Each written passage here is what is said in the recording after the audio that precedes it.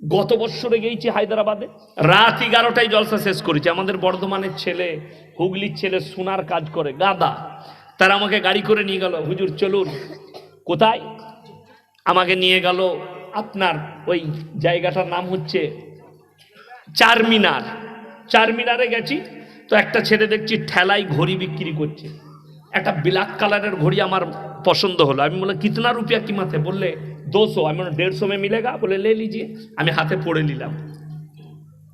ওই ঘড়িটা পরে আমি দুর্গাপুর এয়ারপোর্টে নেমেছি।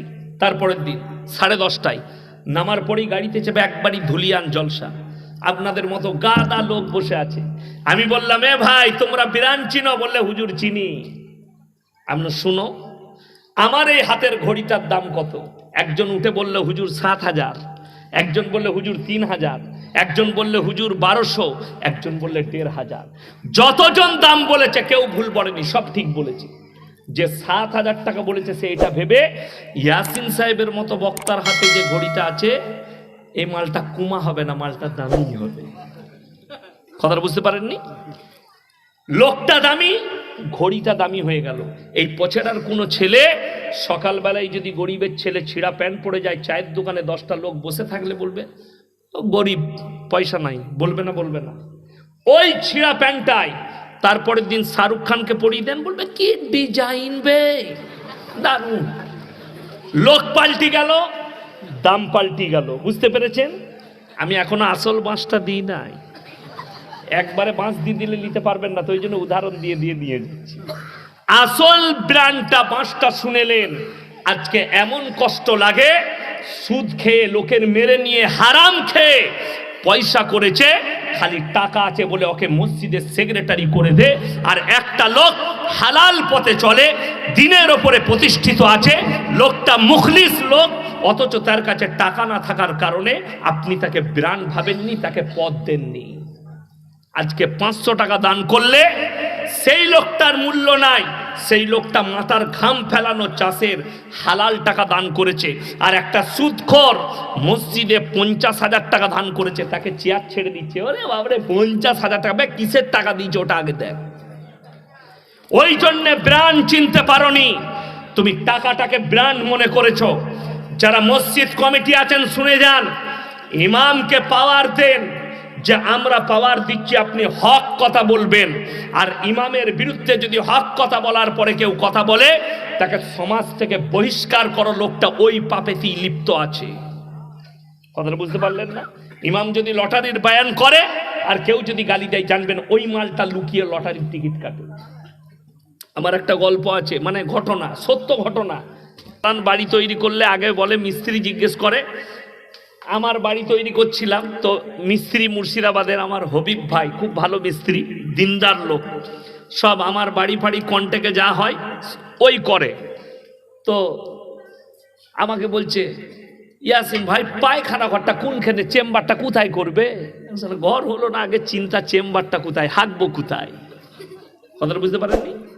চিন্তা হয় না? হয় না? বাড়ি করার আগে পায়খানার চেম্বার। জান্নাতে, জান্নাতে পায়খানার প্রয়োজন হবে না, খানা থাকবে, পায়খানা থেকে পবিত্র থাকবে। জোরে বলুন সুবহানাল্লাহ। পানি তো পান করবেন, প্রস্রাব থেকে আল্লাহ পবিত্র রাখবে মানুষকে। প্রস্রাবের প্রয়োজন নেই, পায়খানার প্রয়োজন নেই। যেমনি আদম আলাইহিস সালাতু ওয়াস সালাম শয়তানের ওয়াসওয়াসায় ওই ফলটা খেলো, সঙ্গে সঙ্গে আল্লাহকে বললে, আল্লাহ মুঝে পাখানা লাগ গয়া, পায়খানা লেগেছে, বেরিয়ে যাও জান্নাত থেকে। আল্লাহ আদম আলাইহিস সালাতু ওয়াস সালামকে দুনিয়ার বুকে যদি প্রথম কোথাও নামিয়েছে, সেই স্থানটার নাম হচ্ছে হিন্দুস্তান। জোরে বলুন সুবহানাল্লাহ। জায়গা হচ্ছে শ্রীলঙ্কার মাটি। আদম আলাইহিস সালাম হিন্দু ছিল না মুসলিম ছিল? কথা বলে না? নবী ছিলেন, শুধু मुस्लिम नॉय, नबी। बाबा थोड़ा स्टडी कर लीजिए, दुनिया का पहला इंसान जो थे वो मुसलमान थे, और अल्लाह ने दुनिया शुरुआत की मुसलमानों से, और इसका खत्म भी होगी मुसलमान से। एटाও শেষ হবে মুসলমানের দ্বারা, আর আল্লাহ শুরু করেছে মুসলমানের দ্বারা। বড় কষ্ট লাগে, আপনি জানেন না, হিন্দুস্তানের পূর্বপুরুষ যারা ছিল তারা মুসলমানই ছিল। বুত পারস্ত শুরু হয়ে গেল নূহ নবীর জামানা থেকে। এই ধরনের মধ্যেখানে যখন গ্যাপ থেকেছে, মানুষ দিশারি খুঁজে না পাওয়ার কারণে, দিন থেকে ফটকে যাওয়ার কারণে, আল্লাহ তাআলা তো ওই জন্যে দিনকে পরিপূর্ণ করেছেন জনাবে আকরাম মুহাম্মদুর রাসূলুল্লাহ সাল্লাল্লাহু আলাইহি সাল্লামের কাছে এসে দিনকে পরিপূর্ণ করলেন। এবং সেই দায়িত্ব নবীজির কাছ থেকে সাহাবী, সাহাবীর কাছ থেকে তাবিন, তাবে তাবিন, আজও পর্যন্ত এই নবীর ওয়ারিস দিকে দেখতে পাচ্ছেন উলামায়ে দ্বীনরা বসে আছে। আজকে মুসলমান হাইরা দ্বীনে ইলম না থাকার কারণে বেঈমান কাফেরদের আখলাক, চরিত্র, এতগুলো কাজ আমাদের উপরে চেপে বসেছে।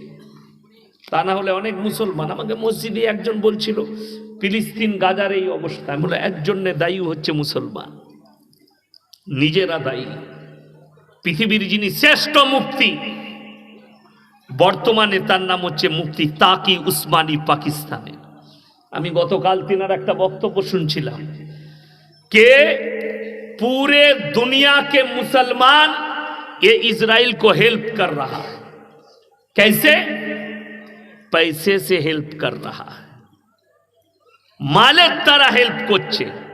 बोले मैंने बड़ा सोच समझकर इस नतीजे पे पहुंचा हूं कि दुनिया के मुसलमान को इस हालत में जितने भी इजराइल का प्रोडक्ट है ये हराम है यूज करना। मैं फतवा दे दिया, अब तुम लोग समझ लो क्या करोगे। তিনি উদাহরণ দিয়েছেন, ভারতে 40 কোটি মুসলমান। এখন অনেক শিক্ষিত লোক বলবে হুজুর বুকা, কিছুই জানে না। ভারতে 18 কোটি মুসলমান, ওটা সরকারের খাতায়। আমার আব্বা স্কুলে গেছেন, শুনেছে ভারতে পড়ে এসছে 18% মুসলমান। আমি স্কুলে গেলাম 18%। আমার বড় মেয়ে স্কুলে যাচ্ছে, সে এসে বলছে আব্বু আমরা ভারতে 18%। আমি বললাম হ্যাঁ মা, আমরা হিজড়ে, ছেলে পিলে হয়নি, 18 দুই থেকে আছে।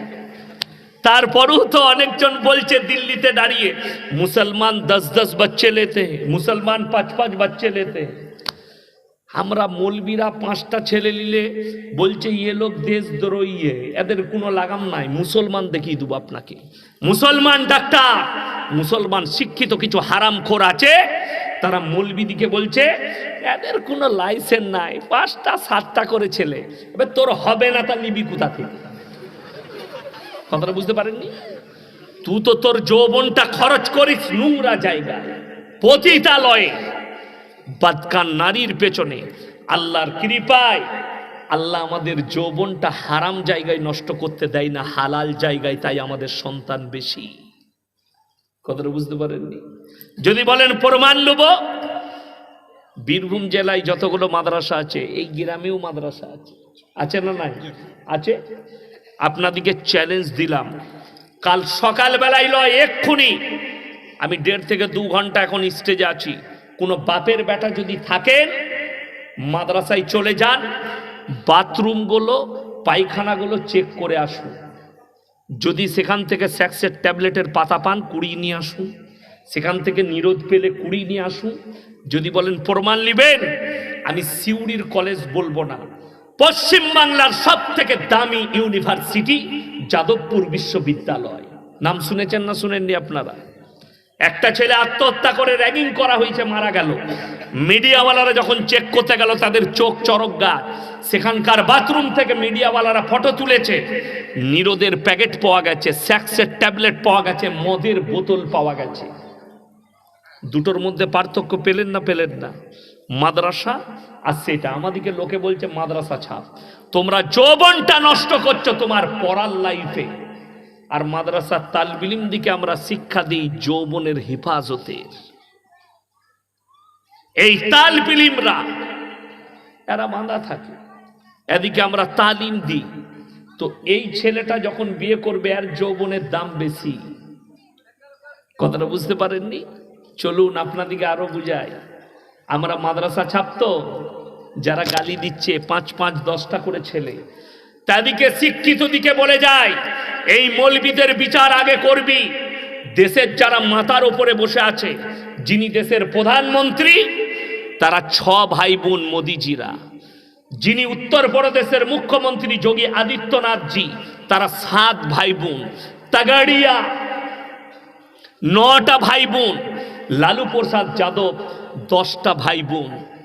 আপনি তাদের সমালোচনা না করে যত দোষ মৌলবীদের, আমার 5টা ছেলে হলে আমরা দায়ী, আর তারা 7-8টা ছেলে নিলে দায়ী নয়। তোমার একটা দাড়িওয়ালা লোক, তার যদি 10টা বেটা হয়, হারামের औलाद मीडिया वाला बोलते मुसलमान 10 बच्चे लेते हैं। पहले तो चला जा लालू प्रसाद यादव को पूछ तेरा कितने भाई बहन हैं, पहले तो ये मोदी जी को पूछ। আপনারা বীরভূম ডিস্ট্রিক্টের মানুষ, এই শিক্ষিত সমাজের লোক, সকালবেলায় শান্তিনিকেতন বোলপুরে চলে যাও, আর সেখানে গিয়ে জিজ্ঞেস করে এসো রবীন্দ্রনাথ ঠাকুররা কজন ভাই বোন। 14টা ভাই বোন রবীন্দ্রনাথ ঠাকুর। তার বাম্মাকে তুমি কি বলে গালি দিবে যদি একটা মৌলবীকে গালি দাও 5টা সন্তান লিবার জন্য? আজকে বলছে অনেক মানুষ বেড়ে যাচ্ছে, জনসংখ্যা বাড়ছে, সরকার মকান কাহা সে দেগি, रोजी रोटी कहां से देगी?